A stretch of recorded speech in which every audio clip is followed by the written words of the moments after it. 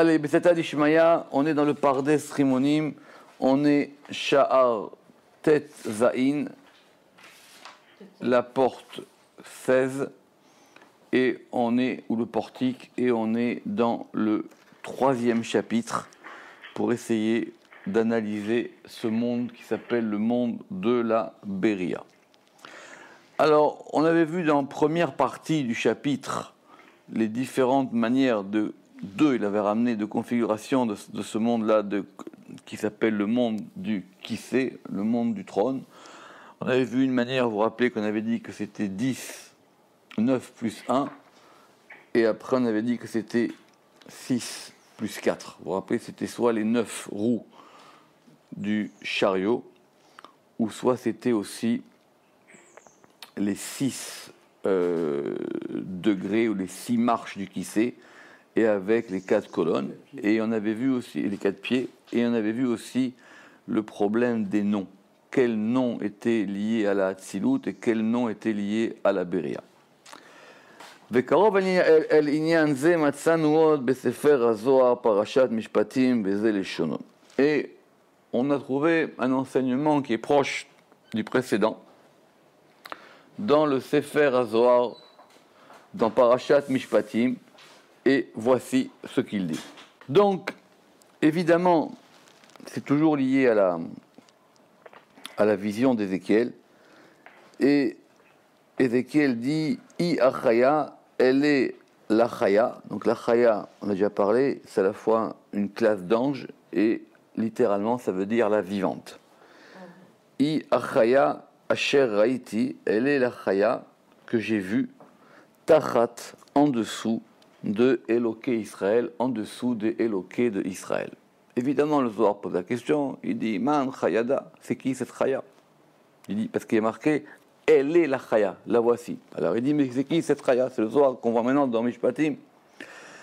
Amar Rabbi aussi, Amar Rabbi Chia. Rabbi aussi, il a dit au nom de Rabbi Chia, chaya zutrati, c'est la petite chaya. Alors le Zohar il dit, vechi it chaya zutrati.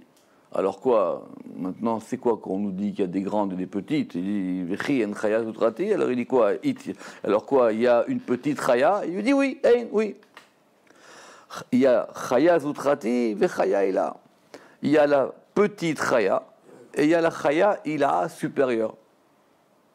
Vechaya zutrati des zutrati. Et il y a la chaya petite de la petite. Donc il y a plusieurs degrés.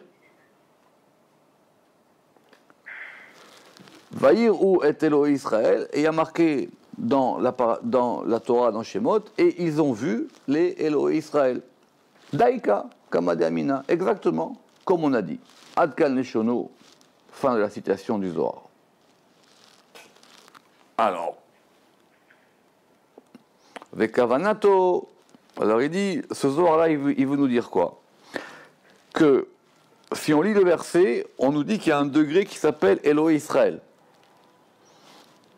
Ce degré qui s'appelle Elohé Israël, en dessous de ce degré, il y a une chaya. Et les Bnei Israël, dans Shemot 24, il y a écrit là-bas, dans Shemot 24, on va voir où c'est.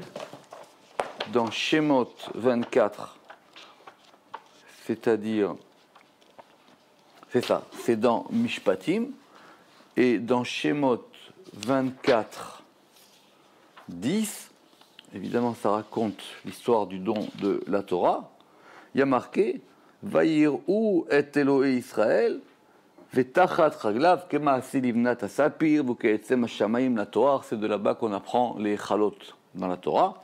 Et ils ont dit, et ils ont vu en dessous des Elohé Israël. Donc, il y a un degré qui s'appelle Elohé Israël, et en dessous de ce degré, Ézéchiel, il a vu une chaya. Et le Zohar nous dit oui, parce qu'il y a une grande, et il y a une petite, et il y a la petite de la petite. Ok. Alors il dit, ici, Vekavanato, ki chaya shitachat Elohé Israël, iya bria. ce degré qui est en dessous de Elohé Israël, c'est le monde de la Bria. Et pourquoi est-ce qu'elle s'appelle la petite? Vekara Zutrati. Mipnei Achaya Ilaha Sheya Malchut. Parce qu'il y en a une supérieure qui est au-dessus d'elle, qui s'appelle la Malchut. Rappelez-vous qu'on avait dit la dernière fois que le monde de la Bria, il avait été formé par la Malchut de Hatzilut. Donc la Chaya qui est au-dessus, elle s'appelle la Malchut, et la Chaya qui est en dessous, elle s'appelle la petite Chaya. De là, on pourrait apprendre que les Chayot, en général, elles sont liées à Malchut. Si on veut voir dans les anges, que les Chayot, elles sont liées à Malchut. Veine, à Malchut nikret Elohé Israël. Donc du coup, quand le verset, il a dit, il a vu en dessous de Elohé Israël une Chaya, ça veut dire la Chaya qui est en dessous, elle s'appelle la petite Chaya, et Elohé Israël, ça s'appelle la grande Chaya. Donc Elohé Israël est un synonyme de la grande Chaya. Veine à Malchut nikret Elohé Israël. Et pourquoi est-ce qu'elle s'appelle Elohé Israël? Pirouche, Shechinato shel Tiferet. C'est le lieu de la résidence de Tiferet. Donc Tiferet de Hatzilut, il réside dans la Malchut, ça c'est normal, puisque la Malchut c'est le lieu d'accueil. Et ce lieu ça s'appelle Elohé Israël. Israël étant Tiferet, Elohé Israël, ce sont les Elohim de Israël. Donc les Elohim de Israël, ils correspondent à cette Malchut-là, qui s'appelle la grande Chaya. Et en dessous de cette grande Chaya, qui donc marque la fin du monde de Hatzilut, on a le monde de la Bria, qui est lié et qui s'appelle par la petite Chaya. Ok. Alors il dit, mais pourquoi le Zohar il pose une question, il dit, Ve'iksha vechi et Chaya Zutrati, est-ce qu'il y a une petite Chaya? Il dit, oui, pourquoi? Qui adata, lo shamanu ela malchut anikret Chaya. Parce que, jusqu'à maintenant, on avait simplement entendu et compris dans le Zohar que ce qui s'appelle Chaya, c'est uniquement la Malchut. Et étant entendu la Malchut de Hatzilut. Chaya Zutrati, c'est quoi? C'est la Bria. Donc, on a appris aujourd'hui un troisième nom plus technique pour le monde de la Bria. Ça s'appelle Chaya Zutrati, ça s'appelle la petite Chaya. Vechaya Ila, donc on a Chaya Ila qui correspond à Malchut, Chaya Zutrati qui correspond à Bria, et Chaya Zutrati des Zutrati, et la petite de la petite, c'est quoi? C'est le monde de la Yetzira. Ce qui veut dire qu'à partir de Hatzilut, ça sera des épanchements de la Malchut. Puisqu'à chaque fois, c'est fait de la Malchut. Donc, Hatzilut, la Chaya de Hatzilut, elle s'appelle elle-même Malchut. Et après, on a la petite Chaya, qui s'appelle le monde de la Bria. Et la petite de la petite, qui s'appelle le monde de la Yetzira. Vous allez dire, et par rapport au monde de la Asiya, on verra ça plus tard. O Yirtse, ou peut-être, on peut dire, que ce qu'on appelle Chaya Zutrati, c'est la Malchut. Ok. Ou Masheshal Vechiet. Et quand on nous a dit, est-ce que. Donc il dit, Chaya Zutrati, c'est la Malchut. Alors vous aurez dit, mais quoi? Il y a une Chaya Zutrati? Mipne Shelo Nidma Elenu Leolam, Eyot Chaya Lemala Mina Malchut. Ad Shenikra Malchut Be'erka Chaya Zutrati. Ça veut dire, de toutes les manières, on avait toujours pensé que Nidme Elenu Leolam, Eyot Chaya Lemala. On n'avait pas considéré qu'on pouvait avoir un degré de Chaya au-dessus de la Malchut, jusqu'à ce qu'on appelle la Malchut par rapport à elle, Chaya Zutrati. C'est toujours pareil, c'est que dès qu'on va donner la grande, la petite, la plus petite, on rentre dans un ordre de classification. Cet ordre de classification, il faut voir s'il est fixe ou s'il est mobile. Alors le Zohar, il a répondu, Vetiretz en, Chaya Zutrati, qui est la Malchut, il y a une Chaya Zutrati, la petite qui s'appelle la Malchut, et ce qu'on appelle Chaya Ila, c'est Tiferet. Ad, Sheberko, Nikra, Malchut, Zitrati. Et donc, par rapport à Tiferet, qui est la grande Chaya, la Malchut, elle s'appelle la petite Chaya. Vechaya, Zutrati, des Zutrati, Aïnou, Bria. Et la petite de la petite, c'est quoi? C'est Bria. Donc, ce sont des degrés. Ça indique des degrés. Donc, à chaque degré, ça peut s'appeler Chaya. Soit on voit ça par rapport à Malchut, Bria, Yetzira, soit on voit ça par rapport à Tiferet, Malchut, Beria. Les Mata. Vetzlenu Arishon Ikar. Mais la première explication pour nous est primordiale, et c'est celle qu'on va retenir. Umuchach mitoch ha'ma'amar b'mkomo. Et elle est claire, elle est même évidente, elle est prouvée par rapport à la source de ce texte du Zohar. Ok, donc voilà à peu près comment, d'après le Zohar, on a expliqué ce monde de la Bria. Il a 10 sphirotes, ça on le sait, qui sont une émanation des sphirotes de la Hatzilut, et c'est un épanchement de la Malchut du monde de Hatzilut. Après, comment est-ce qu'on le nomme? Différent, et on a dit que de toutes les manières, comme il y a des séphirotes, on peut, comme on avait dit la dernière fois, soit considérer 6 plus 4, ou on peut considérer 9 plus 1, de toutes les manières, les divisions habituelles des séphirotes. Mais le Ramak nous réserve maintenant une surprise. וכן עוד קרוב לכוונתנו מצאנו לרבי יצחק הכהן בר יעקב. Et nous avons trouvé quelqu'un qui est très proche de ce que nous voulons dire, et qui s'appelle Rabbi Yitzhak HaKohen Bar Yaakov. Qui est ce Rabbi Yitzhak HaKohen Bar Yaakov? J'ai cherché, je ne suis pas sûr à 100%, parce que les preuves ne sont pas indiquées, mais il s'agirait d'un des kabbalistes de la première génération de Provence. Oui. Alors, vous savez qu'il y avait des kabbalistes en Provence, de toute cette Lunel, Narbonne, etc. Et en général, nous, on connaît la dernière génération. D'accord? Ce qu'on a appelé le Ravad et tout ça. Mais la première génération, c'est-à-dire les grands-grands-parents, ce Rabbi Yitzhak HaKohen Bar Yaakov, il faisait partie de la première génération. Donc c'est un texte de très très vieille Kabbale, puisqu'on parle de la Kabbale de la Provence. On parle de la Kabbale provençale. D'accord?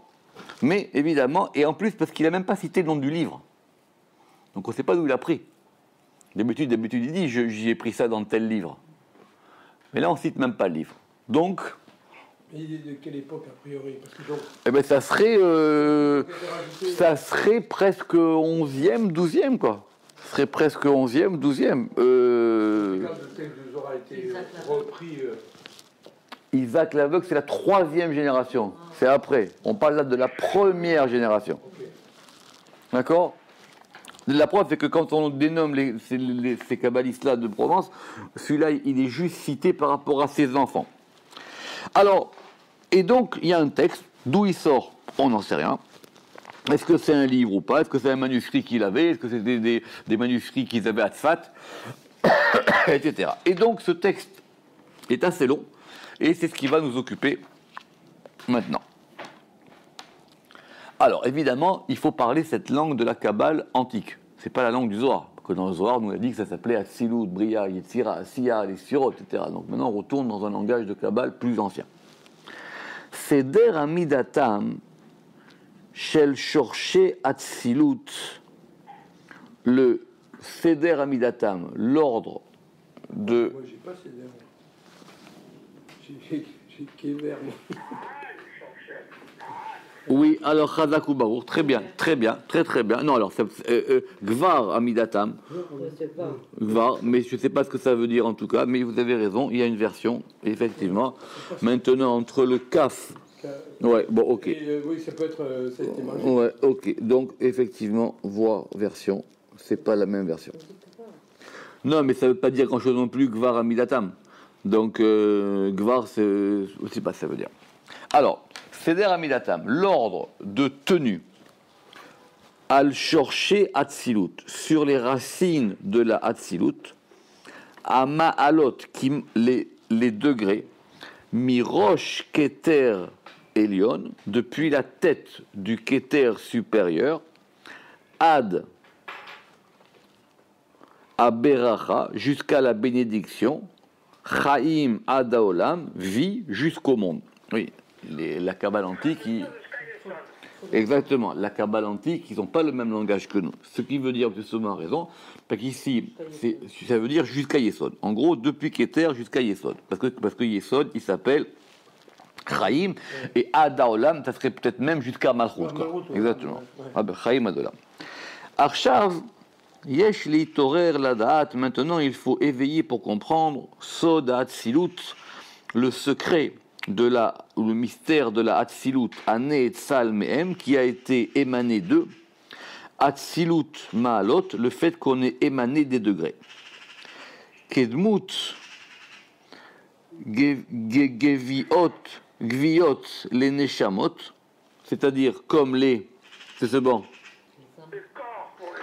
Comme les corps pour les Neshamot, Nekuvim Be Shemot, ils sont attribués à des noms. Kacher Kibalnu Mechochme Kedem, et comme nous l'avons reçu des sages antiques, ou Misifria de Rav Hamai et de la bibliothèque de Rav Hamai.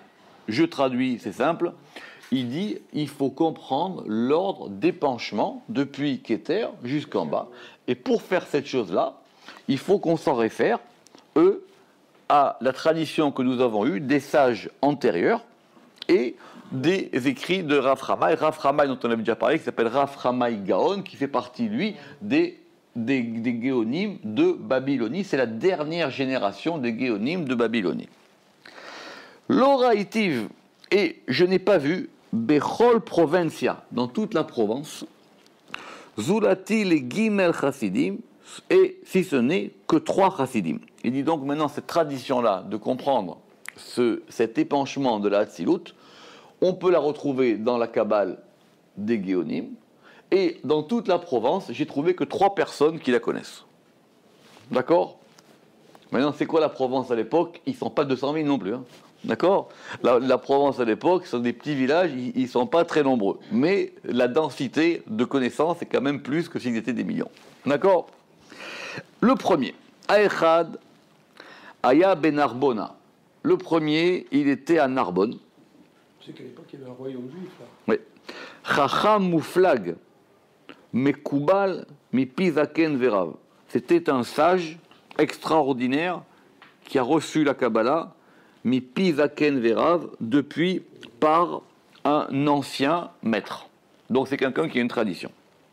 Vegam Rabo Akadosh Azaken, et même son maître, le saint, le vieillard, Ayu Meidim Alav ki Eliaouzal Ayanigle Elav Miyom Kippurim, on avait des témoignages qu'il étudiait avec le prophète Élie depuis Kippour jusqu'à Kippour.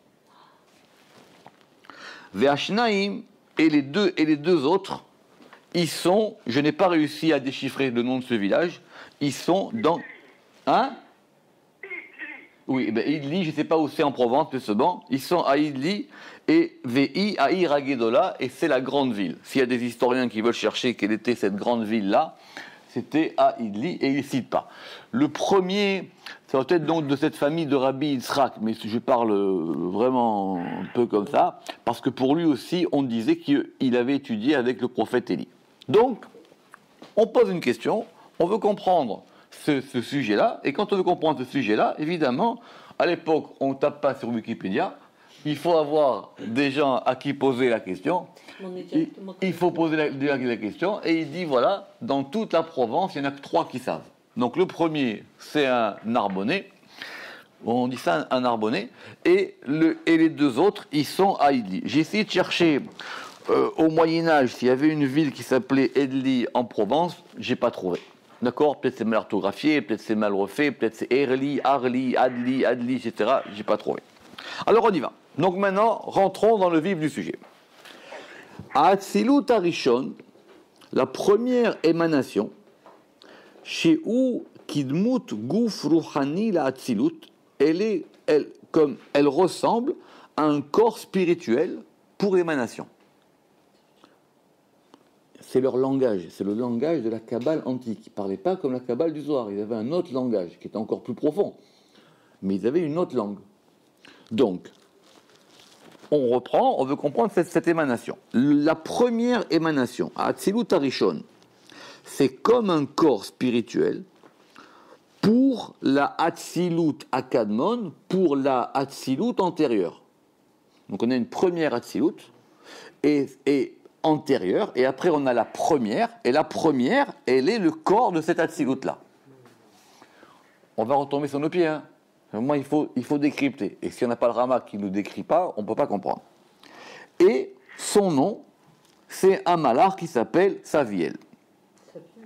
Vekori Moto, Sar Rumama Alot, et on l'appelle le prince des degrés suprêmes ou des degrés élevés ou du degré supérieur. Hacheni Lo, donc ça c'est le premier degré. Hachenilo, le second degré, I Hatzilut Chorma, c'est le fait qu'on a émané maintenant la Chorma. Donc d'accord, on fait l'ordre. Et lui, son nom, il s'appelle Péliel. Et c'est un prince, parce que Péliel, ça vient de Pélaot. Pélaot, c'est un prodige. C'est un prodige, c'est le prince des prodiges, et donc le prince des prodiges de la sagesse. De la sagesse, Chorma. Vekibal Nubo, chez Shemo Asherbo. Et nous avons reçu que son nom, Asherbo Nigle Atziluto, par lequel se dévoile son émanation, il s'appelle Zekuniel. Et son nom, il s'appelle Segagnael. D'accord? Et ça correspond, j'ai pas fait le calcul, ça correspond au Cheshbon, au compte, Ve'adarat Penezaken, et Ve'ata Penezaken, ça veut dire, et tu honoreras, tu grandiras, tu embelliras les visages de l'ancien. Donc ça, donc c'est parce qu'il est ancien, c'est pour ça qu'il a tous ces noms, d'accord? C'est pour ça qu'on l'appelle comme ça. Ve'u, Mate Achorma, Mate Hashem Litper, et c'est lui qui plante, et c'est celui qui donne la chorma pour qu'elle puisse se parer, pour qu'elle puisse resplendir. Le dernier. Oui.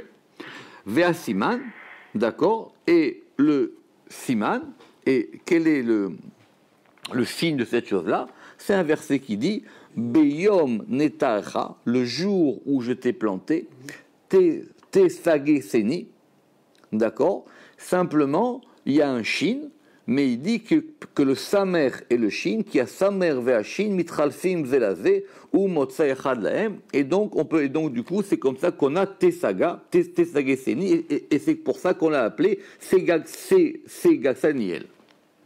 Je ne sais pas comprendre, c'est pas le journal. Donc ça, c'était le deuxième. Donc on a le premier, on a le deuxième, et maintenant on a le troisième. À Sarashlishi,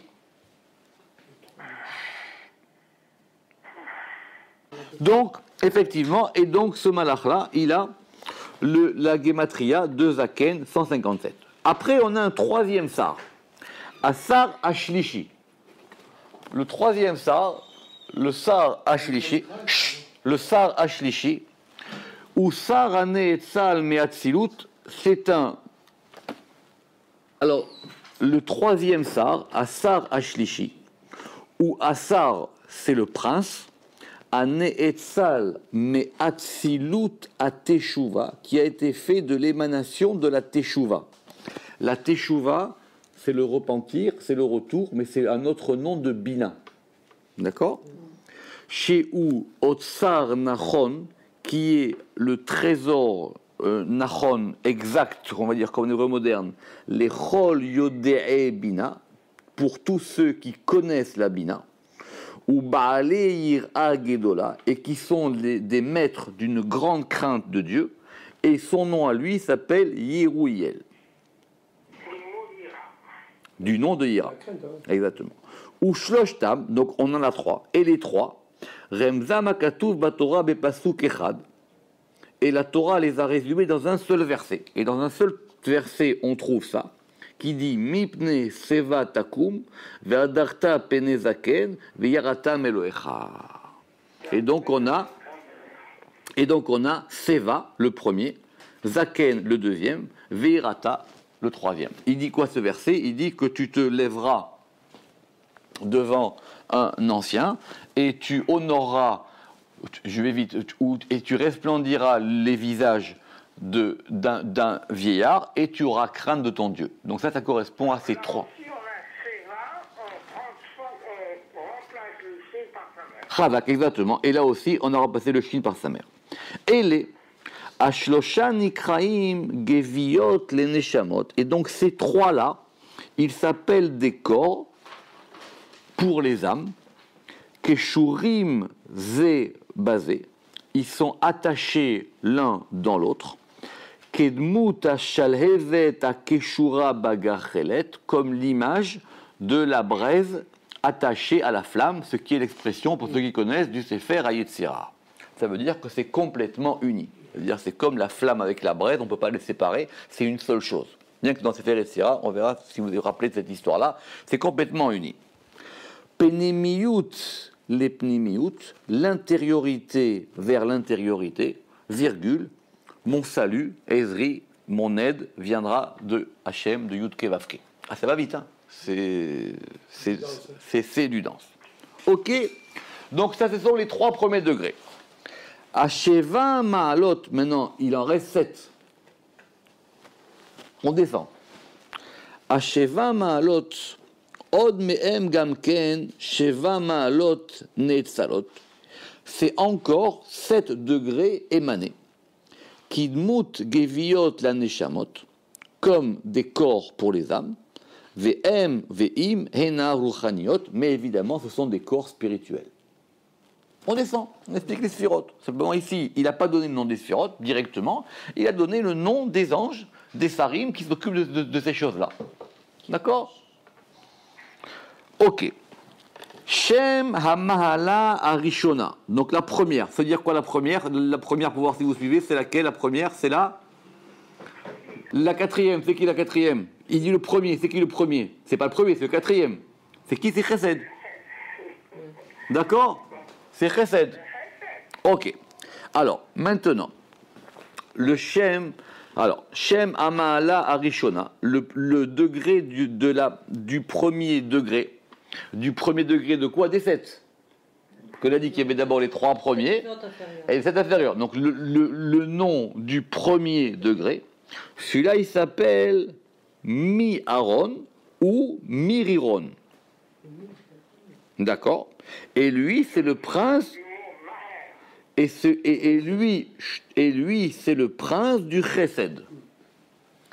À Meyuchas Lamaïm, et il est lié à l'eau. Ça, on connaît un petit peu quand même. Ouais. D'accord? Et lui, il est lié à l'eau. À Shenilo, celui qui lui est second. Donc, pour vous suivre, c'est quoi là maintenant? C'est Gevura. Celui-là, il s'appelle Geviriron.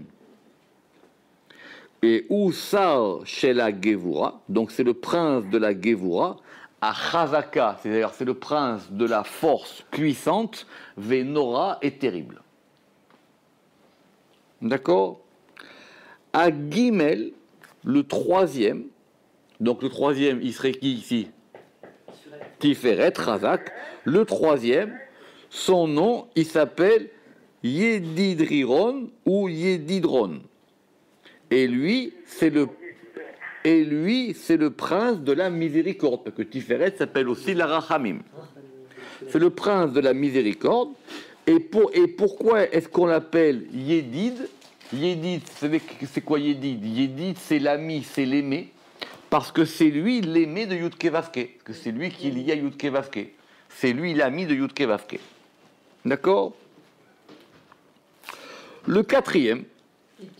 Alors, le quatrième, justement, c'est ce que nous on croirait. Ça dépend maintenant comment on va voir, comment ça va être configuré. Le quatrième, son nom, chez Mo, il s'appelle Stiriron. D'accord? Il s'appelle Stiriron. Et, c'est-à-dire, Seter, c'est le côté. D'accord? Non, je crois que ce couteau, le cachet, c'est le cachet.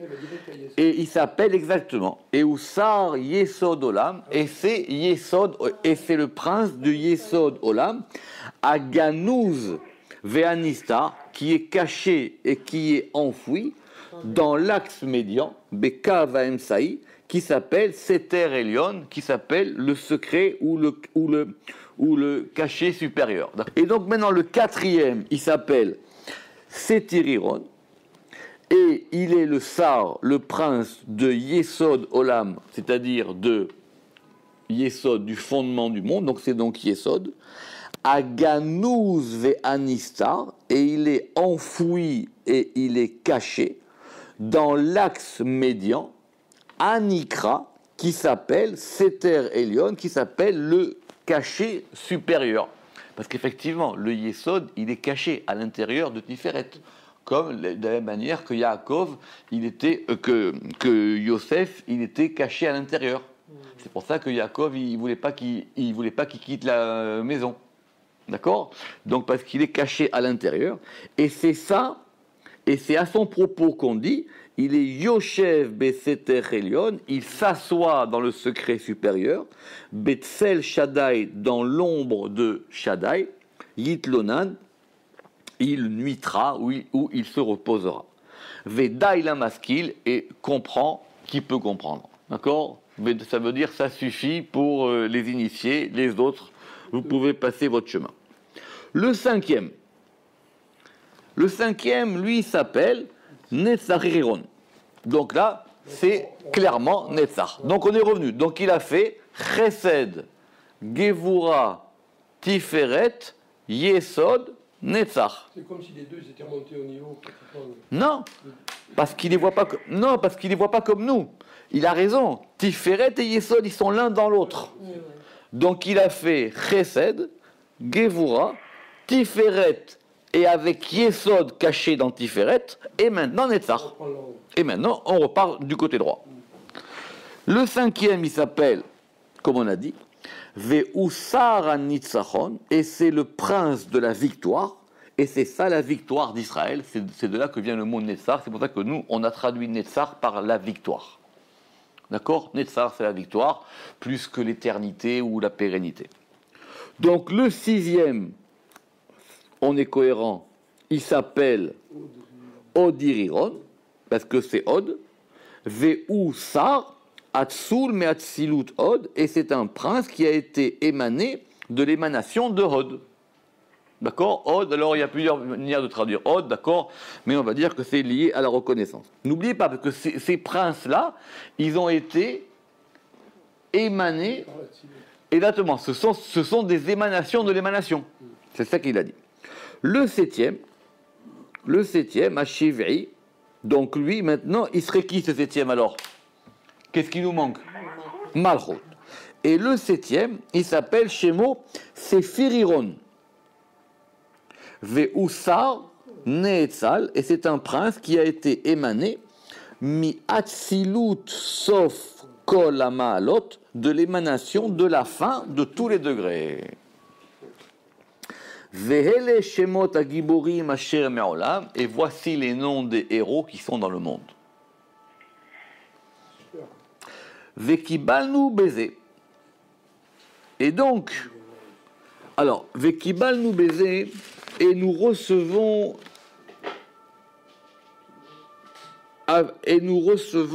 avec ça. Justement, la question que j'ai, c'est est-ce que c'est le Rama qui parle ou est-ce que c'est la citation ?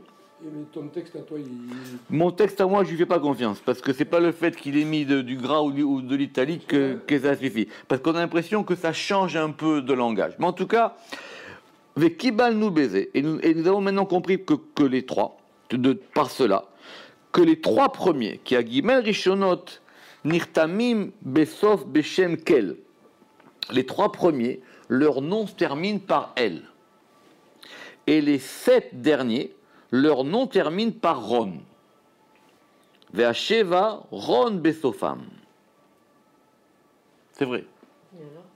Alors, il y a forcément une explication, on peut forcément le remarquer. Les 3 premiers sont des noms qui terminent par L, et les 7 inférieurs sont des noms qui terminent par Ron. Qui a Gimel, parce que les 3 premiers, Kochot, Mikochot, Ane et Tsalot, sont des forces qui proviennent des forces émanées. Bekoach achafetz agadol, par la force du grand désir à Adir, à Elion et supérieur, al kulam, au-dessus de tout, ilat al kol hailod et sibat kol hasibot, la cause suprême de toutes les causes et la cause de toutes les causes. Et donc c'est pour ça que eux, on leur a attribué le nom de El à la fin, parce qu'ils proviennent de la cause de toutes les causes, ils proviennent d'en haut. Cette expression de Ilat al-Kol Hailot Vesibat al-Kol Hasibot, c'est une expression qu'on retrouvera dans le Zohar.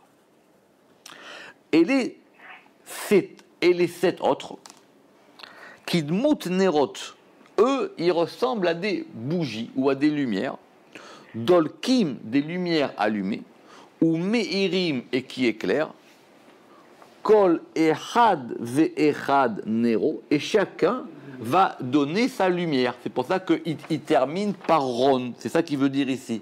Ron, c'est les mêmes lettres que Nero. Mais à Shiva Pnimim, qui proviennent des 7 intérieurs. Chez M, Kedimion Neshamot Pnimiot, qui sont comme l'image d'âme intérieure.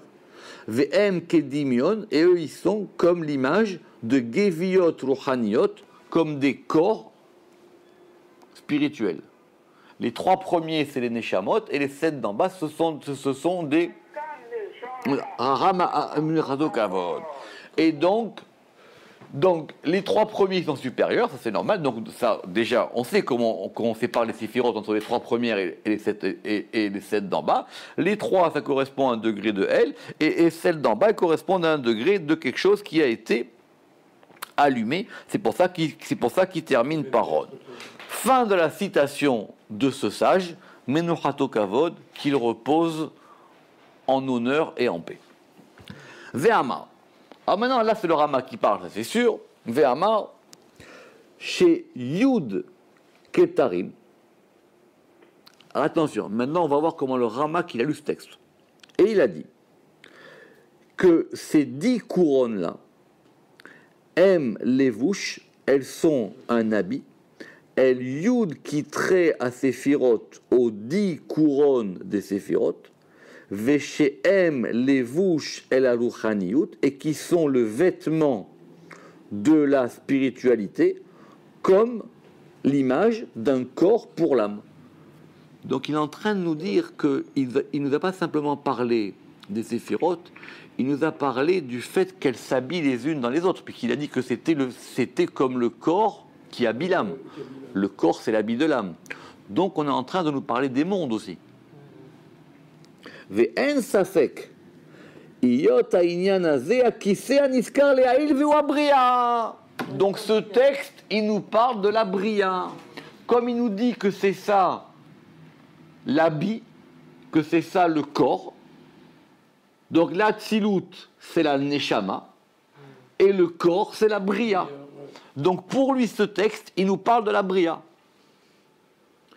Ve'acharkar, et après, aussi Farav Bebiou, et après le Rav, il a rajouté dans son explication Gimel Amudim Netzalim, 3 colonnes qui ont été émanées de l'attribut de la Malchut, mais ça c'est pas dans le texte cité, c'est dans la suite, que le Ramak donc ne nous cite pas, qui va nous expliquer, et qui sont Malchiel, lié à Melech, Al-Shem Midat Amalchut, par le nom de la Malchut.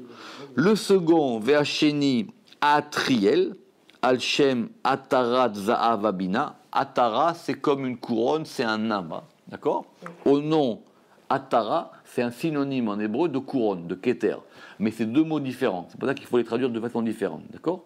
Atara avec un aïn, Atara. C'est pas un diadème, c'est une couronne supérieure, parce qu'un diadème, c'est déjà un bijou. Remarquez, vous pourrez dire qu'une couronne, c'est aussi un bijou. Okay. Atriel, Al-Shem, Atarat, Za'av, Bina, au nom de la couronne d'or de la Bina. Et le troisième, il s'appelle Neshriel, du nom de Nesher. Nesher, c'est l'aigle, et l'aigle, ça correspond à Tiferet, Al-Shem à Tiferet.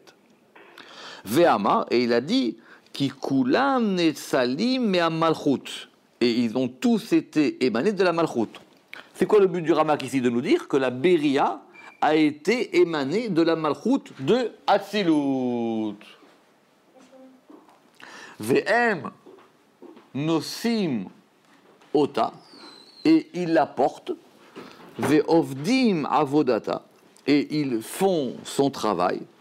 U'ma'alim akise me'atzilut le'atzilut, et ils montent le trône de Atzilut jusqu'à Atzilut, ad Yedid Hashem, jusqu'à ce degré qui s'appelle Yedid Hashem, dont on a dit qu'il était Tiferet, à Mehabek Ota, qui va l'enlacer, ou Menashka, et qui va l'embrasser, Be'em Saout Yesod Olam, par le Yesod. Ve'amar, ki Yud Gimel Anafim Elou, et il a dit que c'est 13, donc ça fait 13, on a 10 plus 3. Ce sont les 13 attributs. Vesham siman al shlosha amudim ele, et il a donné un signe par rapport à ça, qui est nun ain macharon. Ou piresh beshem ze akolel shloshtan, et il a expliqué que ce nom-là, on pouvait l'expliquer que Ron, kemo betiferet, Ronu le Yaakov simcha, Ron c'est aussi la joie, l'allégresse, Rina. Et Am, puisqu'il nous manquait, c'est ça, c'était lié à Ateret Malkam. Donc il a trouvé un moyen mnémotechnique de noter ça, parce qu'on a 1, 2, 3, 4, 5, 6, 1, 2, 3, 4, 5, 6, 7, par rapport aux 7, et qui sont les 3 racines qui sont toutes dans la Malchut. Et les 3 guimels et les 3 midot dernières qui sont solides. Venotarikon, et si on veut même en faire un acrostiche, on dira que c'est Nosé Avon, Mered Chata. D'accord, celui qui porte la faute, Mered c'est la rébellion, Chata c'est la faute, les mani shuv mecharon apo veyachmol veyrachamem, pour qu'il puisse revenir de sa colère et qu'il puisse donc pardonner et faire des miséricordes. Adkan, klal devarav bekisur nimchatz. Voilà, je vous ai, Ramak dit, voilà le résumé de ce que j'ai appris de ce kabbaliste provençal à propos de ce sujet-là. Et comme ça ne nous concerne pas notre sujet, j'ai résumé autant que je pouvais.